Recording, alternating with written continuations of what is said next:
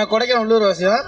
இங்கே வந்து பார்த்தீங்கன்னா கொடைக்கானலில் வந்து வார விடுமுறை நாட்கள் மட்டும் இல்லாமல் ஆயுத பூஜை, சரஸ்வதி பூஜைன்னு சொல்லி காலாண்டு விடுமுறையோட சேர்த்து மொத்தம் 9 நாள் லீவ் விட்ருக்காங்க.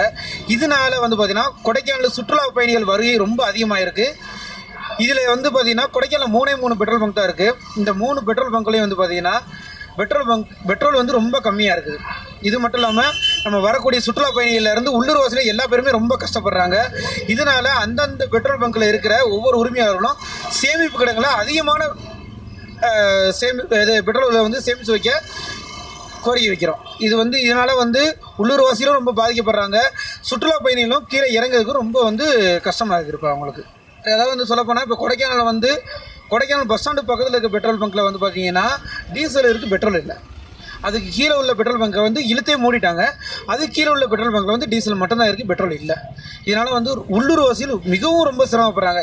எங்களுக்கே இந்த நிலைமைனா அப்போ வரக்கூடிய சுற்றுலா பயணிகளுக்கு இன்னும் அதிக பாதிப்பை ஏற்படுத்தும். நாங்கள் கொடைக்கானல்லேருந்து பேசுகிறோங்க. இங்கே 3 நாளாக வந்து க்ரௌடு ஜாஸ்தியாக இருக்குது. நாங்கள் ஜொமேட்டோ ஓட்டுறோம். இதை வச்சு பெட்ரோல் வச்சு தான் ஓட்டணும். இங்கே 3 க்ரௌடுனால சுத்தமாக வந்து பெட்ரோல் பங்க்லேயும் பெட்ரோல் இல்லை.